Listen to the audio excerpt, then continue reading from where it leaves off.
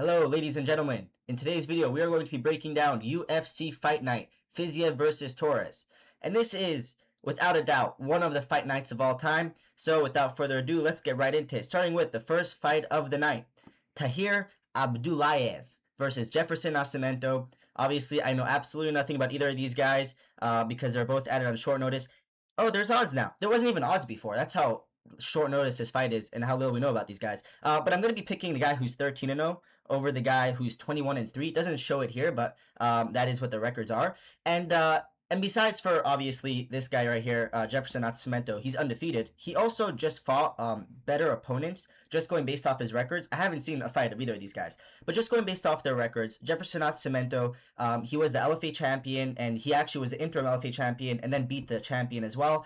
And he's fighting guys with good records, as opposed to Tahir Abdullayev, who in his last fight, so when he was 20-3, he fought someone who was 3-1. And I'm just going to assume that that's how all his opponents are. And when somebody fights that caliber of opponent, I don't trust you. So maybe he'll prove me wrong, but I'm going to be picking Jefferson Nascimento by TKO. Let's move on to Matsumoto versus Bekzat Almakhan. Now, this is an interesting fight, and I think it's very close, and it kind of is a coin flip. There's a lot of fights on this card that are coin flips. That's what happens. We're dealing with low-level MMA over here. But I'm going to be going with Matsumoto, and the reason why is they both have 2 losses in the UFC. Now, Bekzat Almakhan's losses in the UFC, you can say are to higher level of opponents. He lost to Umar Magomedov, but the other one was to Topuria, right? Not Topuria, but the other Topuria. And that one was not an impressive loss. Like, first of all, he had like bad fight IQ in that loss. Like, he was using calf kicks and working very well, and then he just completely went away from them, and he kind of just got outboxed, and that's not like a high-level opponent, as opposed to Matsumoto, who his 2 losses are to Rob Font and Farid Basharat, and I know that they're not high-level opponents either, but at least those fights were very competitive, and this was like Rob Font right before he started sucking. Like, this was still when Rob Font was on his Neil Magny run, where he was like fraud-checking all of these up-and-coming prospects, and Matsumoto made a very competitive fight out of him, and on a different night that could have gone to Matsumoto. And also that was on short notice for Matsumoto. I didn't forget that. And his other fight to Farid Basharat, again, very close competitive fight. On another night he could have gotten that decision. And it's the kind of things where you just have to, there's just like tiny adjustments that he has to make. And all in all, I think he's like a more well-rounded fighter. Bekzat Almakhan, he does have a lot of power, and he has like a lot of wins. I know he says his record is 12-3, but if you look at his record on Topology, he has all of these like 2-round fights that don't go on his record. They only go on Khabib's record. That's the only time that those count. But he has a lot of knockouts on his record, and he relies on that. You know, even his only win in the UFC was by knockouts with that crazy uppercut. But I don't think he's going to knock out Matsumoto. So he might hurt him in the first round, but I think Matsumoto is going to pull this off with like a 29-28 decision, maybe even 30-27. But yeah, it's going to go to decision, and I think Matsumoto pulls it off. Let's move on to the next fight of the night. Daniil Donchenko versus Theodor Berggren. So this actually was supposed to be a much better fight. Daniil Donchenko was supposed to fight, I don't remember the guy's name, but the guy who he has like a crazy pace, and it was supposed to be a great fight, and then that guy retired of MMA because he had some kind of lung issues or something coming from using steroids, most likely. But yeah, so now we're left with this fight instead, Theodor Berggren. And I'm going to be picking Daniil Donchenko. First of all, because I just think he's a really good fighter, but also I have no idea who Theodor Berggren is. I think his record's like 7-4 or something. But I'm not going to pick you because I don't know who you are, and you're making your debut on short notice against Daniil Donchenko. So this is going to be a clear fight for Daniil Donchenko, unless Theodor Berggren, unless he is just like an Ethan Ewing type, but I don't think so. He's not a champion in any organization or anything like that. He's just coming here on short notice to get slaughtered, and so there's no reason to look into it. Daniil Donchenko is going to pull off a knockout victory. I think it's gonna involve elbows. I'll tell you that much. If you've been paying attention to his fights, he's super entertaining. I love Daniil Donchenko, and we just need to see another scrap. His last fight was a scrap. Maybe it shouldn't have been. You can argue he should have gotten a knockout, but it was a scrap nonetheless, and he's entertaining, and I love him. So yeah. Let's move on to the next fight of the night. Kaan Ofli versus Javier Reyes. So another fight where I don't know who to pick because they're both kind of dog shit. And it's like, so who's less dog shit? I guess you have to say Javier Reyes because Javier Reyes is very beatable. And he will be beat. Mark my word. He'll be beat very soon by a knockout. He's going to get flatlined. The question is Kaan Ofli the person to flatline him? And I don't think so because Kaan Ofli for the most part, he's a grappler. He has like okay hands, but there's nothing showing that he has much power in them. And in the UFC, he's like 2-2. But the two losses, he got knocked out, and the other one he lost by decision. But then his last win, so he has a submission win. But then after that, his last win, which was against some Asian guy. He lost that fight pretty clearly. Like that was a complete robbery, and he was getting like outstruck and outgrappled in that fight. And I think against Javier Reyes, like what is his path to victory? Because Javier Reyes, his weakness is he comes in with his chin in the air and his hands like this, right? Like nowhere near his face. Um, so the way to beat him is to knock him out, and I just don't think Kaan Ofli has the power or the skill to knock him out. And you're gonna try to go to a grueling decision with Javier Reyes. If you look at his record, he has a lot of wins like that actually. Like that, if anything, that's how he wants to win. So I just think he has more ways to win, and Kaan Ofli's a little bit chinny, gets dropped in like every single fight he's in. So I'm gonna be picking Javier Reyes by knockout. And I'm not confident in this pick, just like I'm not confident in this next pick. All right, Nursulton Ruziboev versus Andrey Pulyaev. So this is the first in like 5 low-level middleweight fights on this card. I don't know what is with this card, but all of the middleweights who at some point were supposed to be something and then just never were, they're all on this card. And every single one of them has fought Marc-Andre Barriault. Except for these guys, apparently. But so Nursulton Ruziboev versus Andrey Pulyaev. I'm going to be going with Nursulton Ruziboev because Andrey Pulyaev, I feel like he got a lot of stock for losing. He just lost to Tebe Gutierrez, and he lost by decision. So everyone's like, he must be good. And maybe he is, but just because he looked good in a loss doesn't mean he's actually good and he's going to win. Maybe he'll look good in this loss too. I don't think he's like a walk in the park, but there's nothing that actually shows us that he's good. His only win in the UFC is against Nick Klein, who's like, that doesn't add anything to your resume. And Nursulton Ruziboev, his only loss in the UFC is to Joaquin Buckley. And I think part of that was like he's 6'5", and he fought at welterweight for that fight. I believe now he's back up to middleweight, as he should be. Whoa, hold on. Andrey Pulyaev is 6'4"? I did not realize how tall Andrey Pulyaev is. It doesn't affect my pick. I just did not realize that at all, and I don't think that's true. Maybe that's why I didn't realize that, because I don't think he is 6'4". But Nursulton Ruziboev, 6'5", super tall and lanky. And he has, like, despite what you might think by looking at the way this guy looks and listening to the way his name is pronounced, he's more so a striker. And he has a good amount of knockouts on his record. And I think he's going to win this one by decision. His only loss is to Joaquin Buckley, like I said. His wins, they're not all that impressive.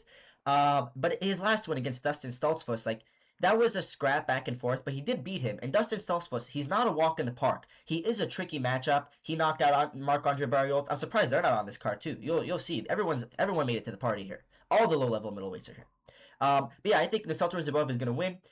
I'm not going to say by knockout, because if Tebe Gutierrez could knock you out, I don't think Nursulton Ruziboev does. But I think by decision, at moments he's going to mix in his grappling too, and I just see more ways of victory from him. Andrey Pulyaev could pull this off. Like, in no means am I saying this is a one-sided fight. I just haven't really seen anything impressive from Andrey Pulyaev other than not getting knocked out. And ultimately, that's not that impressive. So let's move on to the next fight of the night, Abdul Rakhman Yakhyaev versus Julius Walker.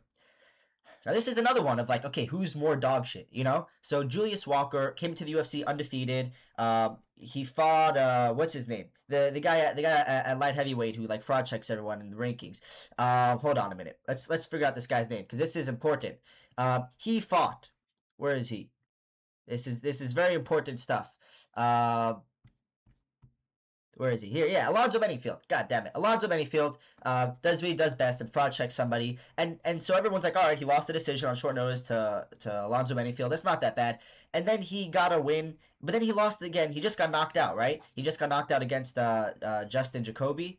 And on the other hand, Abdul Rakhman Yakhyaev, he's 9-0, but his record's not what it seems at all because he's also completely terrible. His last fight, he won by submission, but he got rocked badly, like right away, coming in swinging like a retard and getting rocked right away. The thing is, like, I don't think Julius Walker is the kind of guy to take advantage of that. That's another thing we're seeing in this card is like these people who everybody will think they're good looking at their record, and we kind of know that they're not that good, but they're not fighting somebody right now who can take advantage of that weakness. So like, yeah, I don't think Julius Walker is the guy to rock him on the feet and knock him out, and because he's a grappler, and Abdul Rakhman Yakhyaev is also a grappler. He's a grappler who likes to strike. There's a lot of them these days.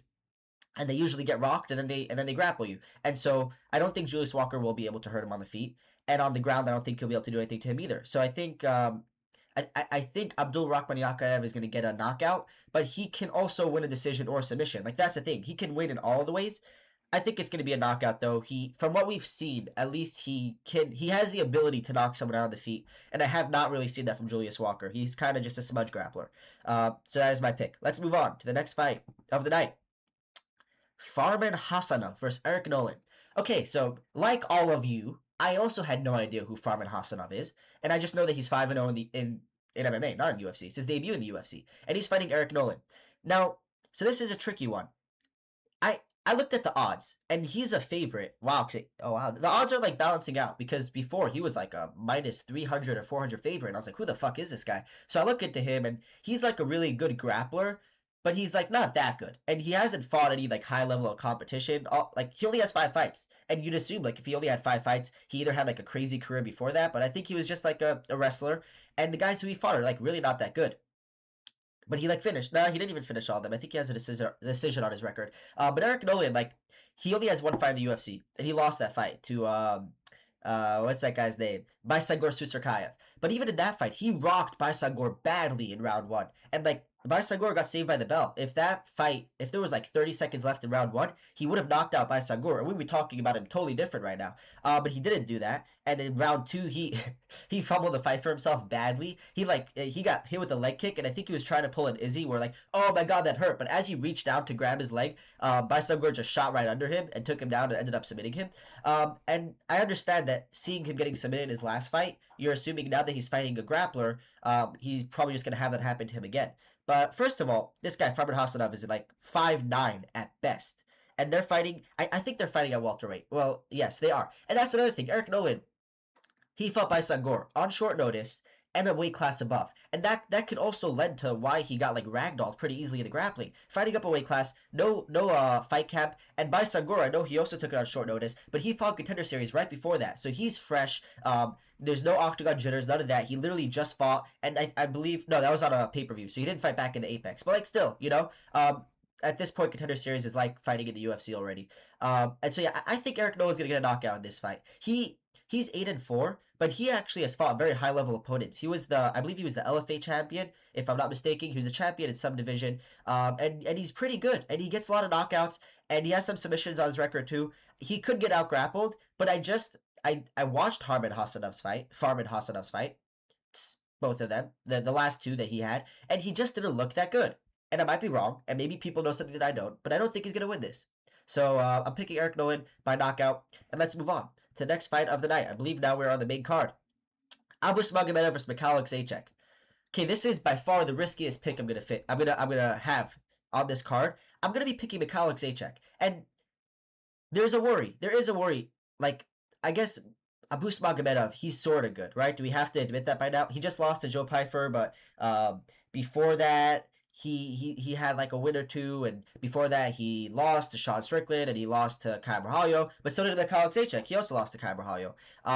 That might even, yeah, then Mikhail lost to Kevin Holland. That's not a good loss at all. Got armbarred. But that was like, that was kind of a fluke. And Kevin Holland does that sometimes. Sometimes he wins a fight that he's not supposed to, and he keeps his contract. Let's talk about why I think he's going to win. I think he's going to win because, first of all, he's on a 3-fight win streak right now. He kind of had like a resurgence because he started training with the Fighting Nerds. And I feel like Mikhail Zaitchik, he always had the tools to make a run, but he never really had the game planning. And I feel like the Fighting Nerds, one of the best things that they're good at is the game planning. They're called the Fighting Nerds for a reason. It's not just because they wear those weird glasses. And I think they really have helped him like find a fight style that fits him perfectly. He has good boxing and he has heavy hands. And I think he's gonna knock out Abus Magomedov because let's talk about him. He's a striker, despite what you might think because of the last name. He is a striker. He can pull out the grappling when he needs to.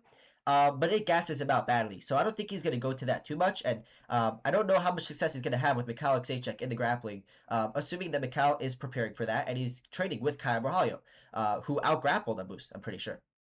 So I don't think he's going to have much success in that.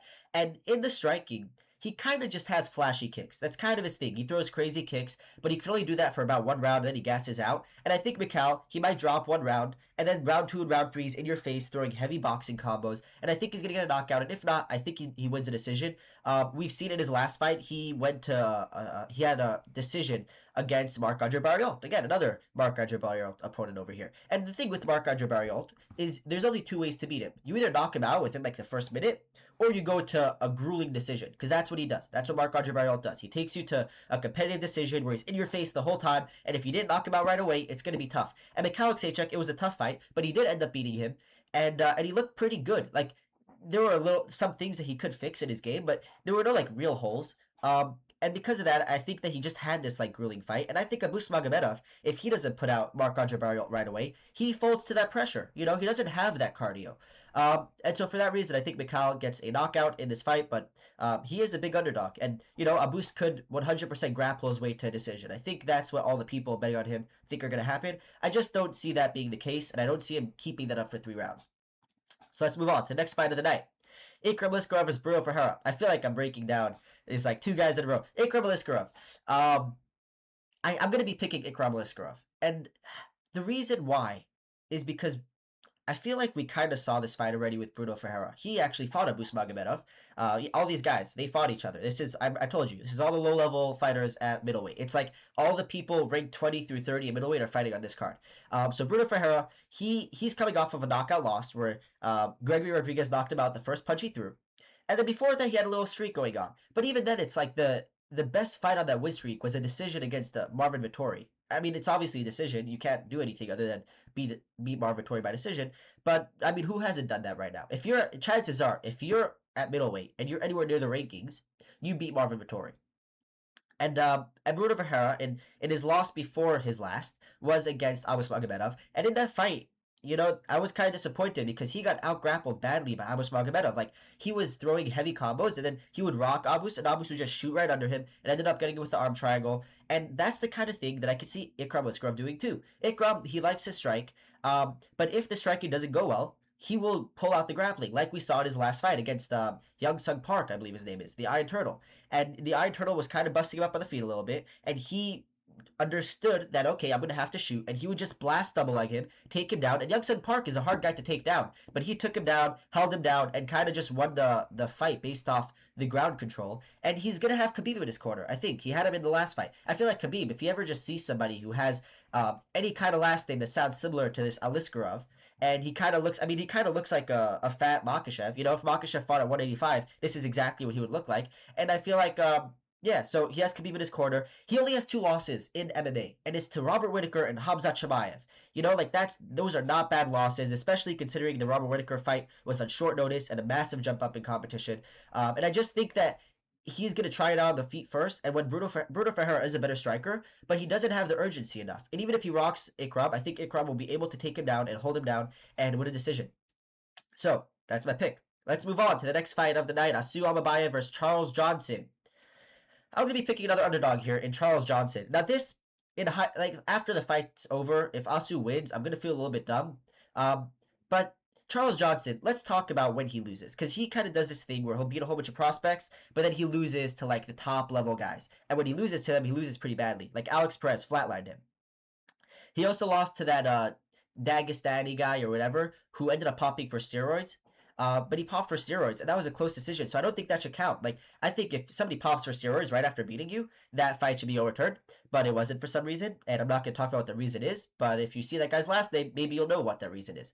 But regardless, those are his only 2 recent losses, and I think we're seeing a pattern. If you have heavy hands, and you have good pressure, and you're throwing bombs, Charles Johnson kind of starts like using a lot more footwork and kind of running away, and he can lose a decision or even get knocked out because of that. But you do have to kind of catch him. Almakhan, he's a grappler for the most part, and he's a grappler he's not very effective on the ground. His last fight, he beat Alex Perez, and I understand he beat Alex Perez beat Johnson, but Alex Perez was piecing him the fuck up, and the only reason he lost is because he got guillotined, and that was kind of a lucky win, you know? I picked Almakhan in that fight, but I didn't think that he would have to get a lucky win in that fight. I thought he'd be able to pull off that grappling a lot better. And so the question is, can he take down Charles Johnson?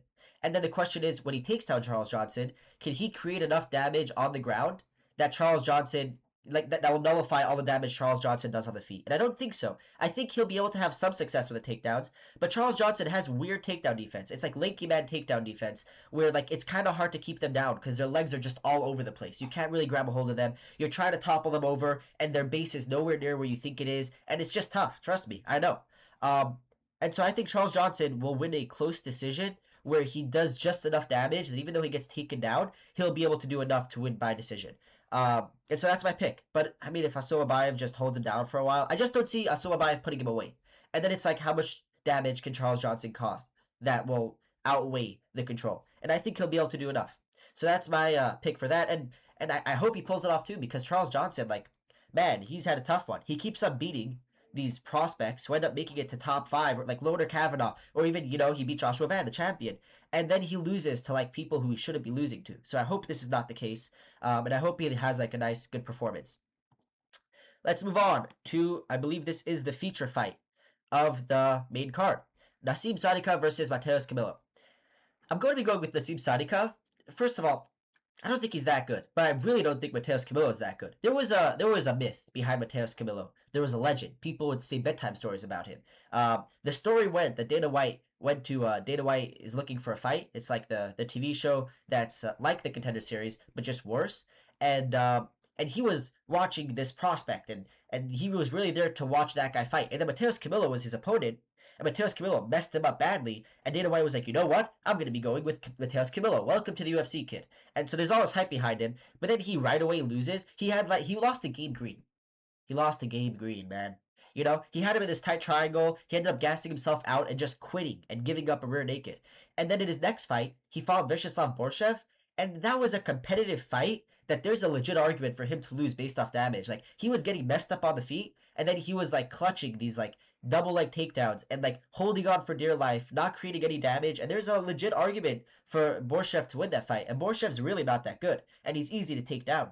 And so I don't see him putting away Nassim Sadykhov, because he just doesn't really do that. And I don't think he's going to take down Nassim Sadykhov, because something about Nassim Sadykhov's last name tells me he's hard to take down. And so if the fight takes place on the feet, Nassim does have the advantage. I know he's coming off of a loss, but that was to Fiziev. Fiziev's pretty good, even though he just lost. And that didn't really make sense. And I don't know how he lost, because he was looking amazing until that fight. But regardless, Nassim Sadykhov lost to him. Like, that's not that bad. And in general, Nassim Sadykhov, what he does is he beats people up in the Apex. That's what he does. I know they're not in the Apex now. This is in Azerbaijan. But regardless, that's what he does. He fights on fight nights, and he puts on a crazy war, and I can see it being a really good scrap. But ultimately, we saw when Mateusz Camilo got into a scrap, he ended up quitting and getting tapped out. And Nassim Sadykhov, when he gets into a scrap, he flatlines people. Nicholas Mota, that was a insane knockout. That was awesome. Like, people don't talk about that enough, because we've had some other crazy stuff happen after that fight. But people at the moment were talking about that as fight of the year, And so ultimately, I think he's going to get a knockout against Mateusz Camilo. Mateusz Camilo, he has the Brazilian jab and calf kick game plan. And then when it doesn't work out, they try to grapple. And I don't think he's going to be able to create enough damage with that. And I don't think he'll be getting his takedowns. And so I think Nassim Sadykhov pulls this off by knockout. And it's going to be a great fight. I think this really has the opportunity to be fight of the night. Let's move on to the co-main event. Magomedov versus Michel Pereira. I feel like I'm betraying my boy over here, because I'm going to be having to pick Magomedov. And the reason why is, like, Michel Pereira, what the fuck happened to you, man? It's so disappointing. Michel Pereira, there was a time where we were talking about him like he was going to go on a real run. And he was going on a real run. I believe he was on a 5-fight win streak, all by first round finish. Some of them by knockout, some of them by submission. He was running through people. Io Pereira ran through him. Mikhail Alexeychuk submitted him in round 1 after hurting him hard to the body. Like, he was looking amazing. And there was always like, if it leaves round 1, maybe he'll gas out. And then he fights Fluffy Hernandez, and he throws one combo and hurts Fluffy hard to the body, like badly. Fluffy is like hunched over. And then that's it. And that was it. And he just didn't do anything else for the rest of that fight. And just stayed there looking at Fluffy and ended up like gassing out badly and gets TKO'd. But it wasn't even like after round 1 he gassed out. It was like after the first 20 seconds of a combo he gassed out. And so you think, all right, maybe he had a terrible adrenaline dump. Let's see what it looks like in the next fight. And then the next fight, he fights Magomedov, I believe, and the same thing happens. This time, he didn't even do anything crazy. Neither did he in the Fluffy fight. It's not like he used all this crazy energy doing backflips and stuff, where you'd assume that's why he gassed out. If you watch the fight, you're like, what did he gas out to? Magomedov out-cardioed him. That's a really bad look. And even his last fight against Zachary Reese, that was a kind of a robbery decision, and regardless, you shouldn't be going to war with Zachary Reese. Magomedov will beat the fuck out of Zachary Reese. Well, when I say beat the fuck, what I mean is he's going to leg kick him to a decision. But he's going to leg kick him to a decision, and I think that's what's going to happen here. I think Magomedov, round 1, Michel Pereira is probably going to hurt him badly in the first minute because that's what he does. Every single opponent he ever fights, he hurts them in the first minute, and then he does nothing. And that's what's going to happen here. He's going to lose the first round, like Magomedov is going to lose the first round, and then he's going to come back in round 2 and 3 and kind of style on Michel Pereira, who's just going to be hobbling around, throwing like loopy, terrible punches that just won't land at all. And I don't think there's gonna be a finish in this fight because Magomedov doesn't really have finishing power. He's what is he, Taekwondo guy? So he's just snappy, but I can see him just landing all these kicks, spinning kicks. He's gonna be attacking the body, teeps to the body, and against Michel Pereira, he's gonna quit and he's gonna lose. So yeah, I'm gonna be picking Magomedov by 29-28 decision after weathering a storm in round 1. But I hope Michel Pereira pulls it off. I like the guy. He's super entertaining. He dances out to the octagon. Maybe stop doing that. Maybe if you're gassing out in round 1, don't dance to the octagon. You should be thinking of minimizing the energy you use before you get in there. Anyway, let's move on to the main event of the evening: Rafael Fiziev versus Manuel Torres. And this fight is a pick 'em on the odds, and as it should be. Here's the thing: if I was going based off recency bias, which for the most part that's what I like to do, I'd pick Manuel Torres because he's coming off of 2 first-round knockouts, and Rafael Fiziev is coming off of he got knocked out his last fight against Rufi. But if you look a little bit deeper into it, Manuel Torres, there's a couple things about him. First of all, if you look at his loss in the UFC, which was against Ignacio Bahamundes, it's not just the fact that he overswing and got dropped. It's the fact that it happened 3 times in one fight. 3 times in one fight where he's swing. Like, he gets reckless because he knows he has power, but he's kind of a glass cannon. He gets hurt, too. So there's even other fights that I saw of his where he's getting rocked badly. And his Contender Series fight, he eye-poked the guy, and then the guy's, like, running away because he got eye-poked, and then Manuel Torres TKOs him, and that should have been overturned. And that has nothing to do with this breakdown, but I'm just kind of upset about that because I was, like, watching tape, and I'm like, what the fuck is this? How is that considered a knockout? I don't even remember who the ref was. I think it was Herb Dean. It's probably Herb Dean, based off what he's been up to lately. But you can't just eye poke somebody, and then if you see in the replay that the reason the TKO happened was because of an eye poke, you have to overturn that. But that's not the point. The point is he's coming off of 2 knockouts, and I think that the Grant Dawson knockout, which is the most recent, is not even as impressive as the one before that, which was against Drew Dober. That's actually pretty impressive, knocking out Drew Dober. But if you look a little bit deeper into it, that was Drew Dober right after the Gene Silva fight. So he just got, like, demolished by Dean Silva with a lot of damage. And Manuel Torres did TKO him. But even then, so I guess Drew Dober has somewhat a similar body type to Rafael Fiziev. But you can't put them in the same class as strikers. Rafael Fiziev is a very high-level striker. And I know he doesn't have, like, any great performances, but even just look at his Gaethje fights. 2 times he fought Gaethje and went to 29-28 decision. Like, that is really impressive, especially looking at what Gaethje did now, beating Ilia Topuria. So that's impressive, even though they're both losses. And I understand, like, the Rufi knockout is there, and it's funny because Rufi knocked him out and Gaethje couldn't. But I do think that, like, Rufi is a very high-level striker, plus he has power. Nothing about Manuel Torres tells me he's a high-level striker. All I really see is somebody who has a lot of power. He kind of reminds me of a Steve Garcia, loopy, long arms. And the thing is, he also gets tagged up like Steve Garcia, and he has a chin. He doesn't have a chin like Steve Garcia. He's a little bit chinny, So I think we're going to see a lot of overswinging from him, and Rafael Fiziev is just going to stay tight. He does have a good chin. He ate a lot of heavy punches off of Gaethje. And even that punch that knocked him out, it was like, man, that was the perfect shot. And when he got dropped, he still recovered. And that was just Mauricio Rufi landing the perfect follow-up shots as Rafael Fiziev is trying to recover. I don't know if there's many people who can do that to Rafael Fiziev. So I do think he's going to win. And it's a 5-rounder too. And Manuel Torres does gas out after round 1. Wait, I don't even know if that's true. I think I just decided that because we haven't seen him past round 1. Yeah, actually, there's no reason for you to believe that. I don't think any of his fights have left round 1. I think that's my point. Whether he wins or loses, he doesn't leave round 1. And then the question is, could he put Rafael Fiziev away in round 1? Because that would be even more impressive than what Rufi did. Can he just spark him out? I don't think so.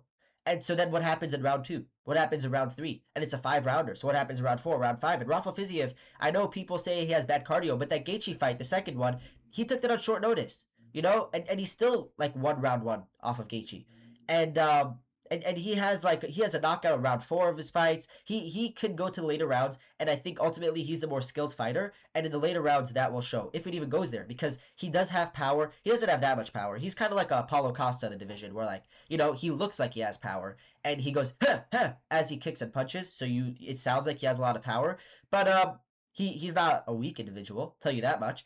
And so I do think he's going to get a TKO. I'd say maybe round 3. Round 3 TKO. Round 1, he might get a little hurt. He's going to be a little bit safer, waiting for Manuel Torres to get everything out of his system. He's going to be countering with little shots. And then round 2, he starts picking it up, starts kind of like building momentum, starts finding his combos. And then round 3, I think he TKOs Manuel Torres. And yes, and so that's my breakdown for this card. It's kind of a weak card. I'll be honest. This is not the greatest card. I assumed that it would be pretty good because it's in Azerbaijan. It's not an Apex card, so they do have to sell out an arena. But other than the main event, there's no ranked fights on this card, and everybody else just kind of sucks. But I mean, it is the UFC, so ultimately this could be very entertaining, and I will be watching it, and I will be making a full event reaction and recap after it's done. So come back for that, and until next time, see ya.